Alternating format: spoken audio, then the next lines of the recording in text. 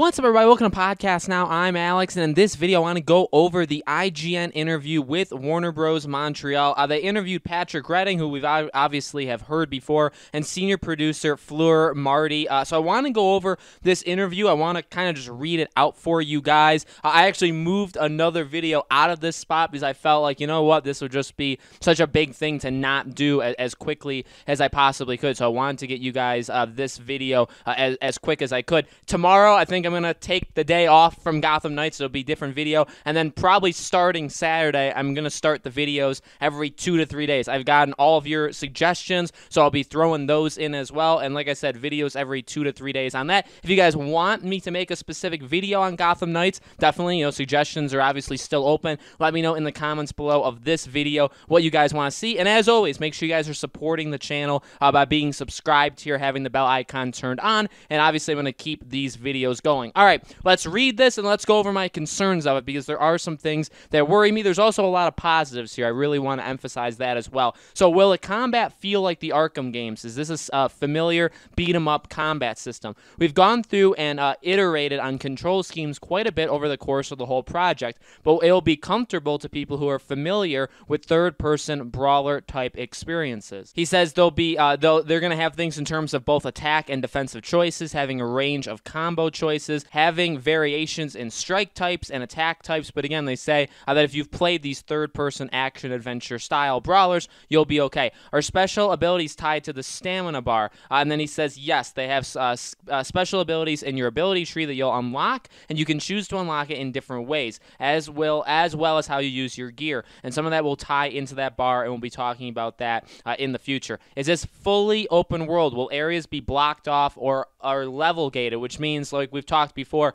if you're going into an area and the levels are just so vastly higher than yours, then you can't, you have to grind it out. They say no, it's one open world city right from the start, no level gating whatsoever. What do enemy levels mean? And he said it's true that as you're getting more powerful, you're going to see sliding scale in terms of not just the level of enemies, but some of the types of enemies. So the types of enemies are actually tied to the levels, which is kind of interesting, which we'll talk about. But it's not a grind. It's not a situation where you'll say, oh God, I have to go grind this type of mission in order to level up this. It's really when you open and when you encounter open world crime activities, you're going to see a range, right? You may see guys that are weaker than you. You may see people that are a little bit stronger than you. How different can the Knights become? Will my Red Hood be different from somebody else's? Between the ability tree, which is very unique, and his gear spec, and the way you can modify and upgrade both ranged weapons, melee weapons, and his suit, absolutely. In fact, that range between character builds remains actually quite robust throughout the entire game. How do character skins work? Are they made of individual pieces or armors? They're a mix of all of that. So just to be clear, when we talk about gear, we're talking about melee weapon and your ranged weapon, and your suit, which has certain armor characteristics. But then there's your suit style. That's the sort of skinning of the suit because we didn't want it to turn into just a random crazy kilt. What we've done is we've got distinct suit looks, and then within there's accessory variation the player can tap into, and that way you get a chance to tweak it and make it exactly the way you like. What does co-op offer above single player? This is so interesting. Can two players play co-op with the same character? Because the characters are so distinct, there's a bit of asymmetry, a bit of the complementary skill set and ability set that actually makes teaming up kind of awesome if you have it happen to have different characters. Now, if you happen to have two Batgirls, you can also do that. Obviously, the potential of having different Batgirl builds and how they look different and play different is really cool too. Man, there's some problems there, but we'll talk about that at the end. Is this a game as service? This is not designed as a game as a service, which means constantly be adding to it. It lives for multiple years. Maybe there's paid stuff there. That's what that means, by the way. There's an ability tree which is different for each character. There's gear that you can craft, and so choices that you're gonna be making. But that does not mean that this is game as service. So Gotham Knights is a single self-contained story. Yes, you can do it solo if you want. You're not gonna miss anything, but if you want to do two-player, you can. Why is two-player the maximum? Basically, they dance around the fact that the game wouldn't work if there's 4 players. So they say, I think that when you try and lean into the 4-player, the more you end up having to create environments that only really work for that. So again, they built the game, and then they built the fact that you could have 2 players in it, not that they built the 4 players or 2 players and then the game. That actually is a solid thing. I'm okay with that. Can I play as one knight all the way through? Short answer without going through it all, yes, you can. You can swap them if you want to, but you don't have to. The gameplay trailer mentions that they're halfway through Mr. Freeze's storyline. I said that, remember, in the last video. Are there multiple villain quest lines to follow at one time? They say yes. They weren't really going to talk about that, but yes, that's right. What's the time scale of the game? Is there a day-night cycle? Man, guys, this one is a big one. There is a day-night cycle, but you're in the Belfry during the day. You're only in the Belfry during the day. That's when you're not in your suit. You're actually like those characters where you're crafting your gear, talking to Alfred, preparing yourself for the next night, and then you go back out at night. It's taking place over multiple nights. But when you're playing the game, it's at night. That's pretty much the short answer. Will the knights be out of their disguises in the Belfry? And again, they say you kind of got a hint of that at the trailer.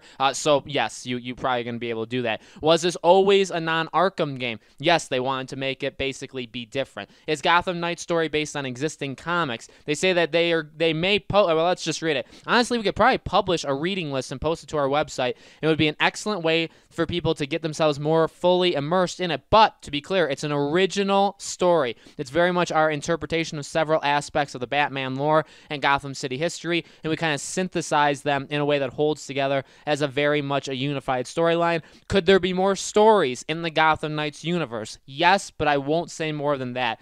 Gotham Knights is all about growth. There's a room for growth. All right, there's a lot of positives there. I think the positives are the fact that there is no level gating, the fact that you can take on villains basically at the same time in terms of that, the fact that, again, they built the game with the story and that in mind, and then the characters. Here's what I don't love, and this is what I read this through before I recorded this.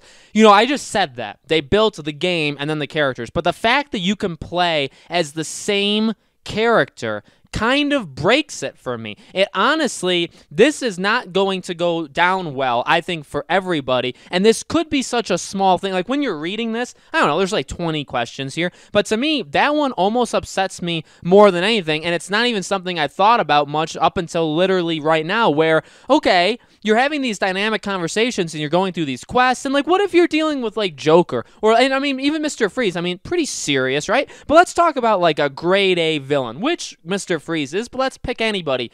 Like, doesn't that kind of break it if you're playing with Batgirl and then another Batgirl just kind of jumps into your game? Like, yeah, it's cool that there's 2 Batgirls teaming, but you're the exact same person. In fact, for Avengers, I kind of like the fact that you can't play the same character. I mean, maybe in like the high, like when you're doing the harm room, that one, it's like, okay, well, it's kind of like a simulation. Like, maybe you could have the same character. But for the most part, you know, you're going into a mission, you're having these characters bouncing things off each other, right? Talking to each other. You're supposed to be experiencing it as a group. I don't want 2 Black Widows. I don't want 4 Iron Mans. That just kind of gets creepy. So if there's 2 Batgirls, 2 Nightwings, whatever, isn't that kind of game-breaking to you? That could just be me. Maybe I'm putting a lot of emphasis on that, but I had lunch right before I recorded this video. I didn't even think about that, and I feel like I'm going to be mad about this for a little while. Look, the day-night thing is also kind of upsetting, although, like, we knew it, you know what I mean? Like, the thing with day-night is, during the day, we all kind of assumed that we would play as Bruce Wayne if they were going to do that. And now, with it, you know, it not happening, no Bruce Wayne, right? That does mean, like, what are you going to do during the day? The answer is you're going to do your gear and skills and talk to Alfred and stuff like that. Yeah, man, guys. You know, the gear stuff does worry me. That's more of the RPG stuff. That's more of the Avengers stuff. I honestly feel like in this interview multiple times they took a shot at the Avengers, by the way. But they're doing it different. But with that being said, like, the suits sound cool, the way they're describing the suits. It almost sounds like Spider-Man, where, like, the suits are going to look different, but they're also going to be very personalized, where they're going to have some sort of ability attached. I mean, that's what it sounds like to me. I could be reading that wrong, but I feel like it's more Spider-Man than it is Avengers, if that makes sense to you guys. the fact that this story is wholly original, which is funny, right? Because we've heard that before. These guys are goddamn liars. Now, not Warner Bros. Montreal, but Rocksteady, right? Remember, Arkham Knight, new story. He is not Jason Todd. Get that out of your head. We're not copying what's already been done before. It's a brand. Oh, dang it! It's actually him. So, like, we've gone through this before. This has happened before. Just because they say that doesn't mean that Bruce Wayne is alive. Doesn't mean that he's dead. Doesn't mean that they're going to go with the comics. Doesn't mean that they're not. They're liars. People in the gaming industry, and I've said this, by the way, for literally years, people in the gaming industry are liars. In this way, I mean, I'm joking, okay? I'm jabbing at them.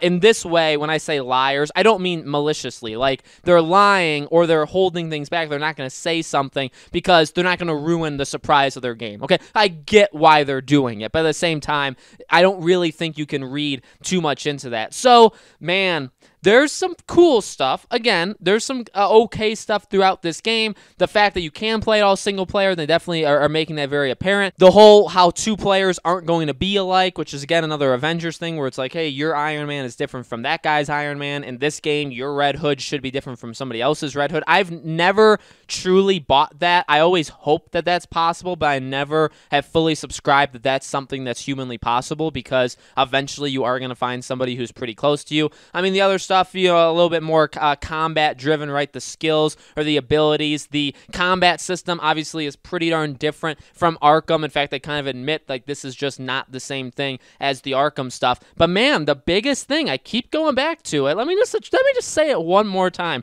I really don't like that. I don't like that you can play as the same character as somebody else in a play session. I mean, it's cool to see, again, if I'm Red Hood and I see another Red Hood and we're doing Red Hood deeds together, it's like, okay, that's cool, like we're Red Hood twins, but at the same time, like this is supposed to be it's not realistic because it's Batman, right? It's not, I mean, it is kind of grounded, but not really. So it's like, it's trying to be something, and then you're gonna be talking to Alfred, but then the same person is, and you're gonna be bouncing lines off. See what that tells me? Here's what that tells me. That's what I don't like about side missions, about villain things like this, because you can't.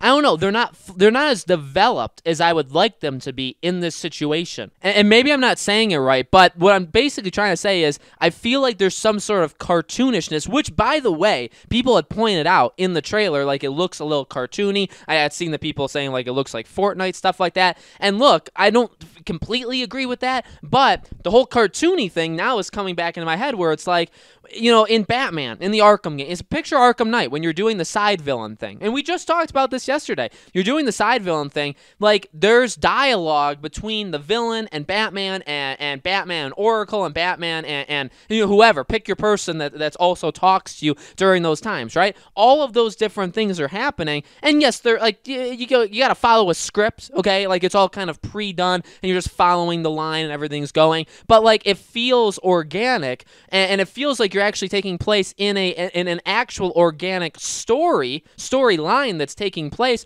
over 2, 3, 4 different missions. But in this one, this Mr. Freeze thing, like I really don't know how much talking there'll even be and how much like exposition. How much am I going to care about Mr. Freeze? How's the dialogue going to work when I can do it with another character that's the same person as me? You can't have like a realistic, like, oh, he's talking to Batgirl and then Robin's in the background. You know what I mean? And maybe that's like some sort of, like if that was planned out, if that was supposed to be the way it is in the campaign, then like they're going to have specific dialogue. When instead, it could be 2 Batgirls, so what the heck is Mr. Freeze going to say to you? Or what are you going to say to him? Because it can't be too personal. Otherwise, he would say something. He would say, hey, why do you have a clone of you behind you? Or he would say, hey, Robin, and hey, Bat. You know what I mean? Like, I would reference people, however it would go. Am I making a big deal out of this? Because I feel like I am. That's definitely true. But I also feel like I'm warranted in doing that. Man, that grinds my gears. I may have to change the title of this video, not just into the new details, but also mainly talking about this. Guys, let me know in the comments below. What do you think? Is this upset you as much as it upsets me? Did you get any takeaway from this interview that I didn't? Let me know. As I said in the beginning of the video, make sure you guys are subscribed, bell icon turned on. If you guys want me to make other videos in the Gotham Knights talking about this game specifically, definitely let me know your topics in the comments below. Gonna have non-Gotham Knights videos tomorrow. Saturday we'll have a new one, so on and so on. When something like this pops up, when there's news, when there's more leaks, when there's stuff, just, things like this, I'll definitely be covering those up to the minute as well, okay? And then plus that, as well as just my own videos, okay? Thank you guys for watching. I'll see you guys on the future videos.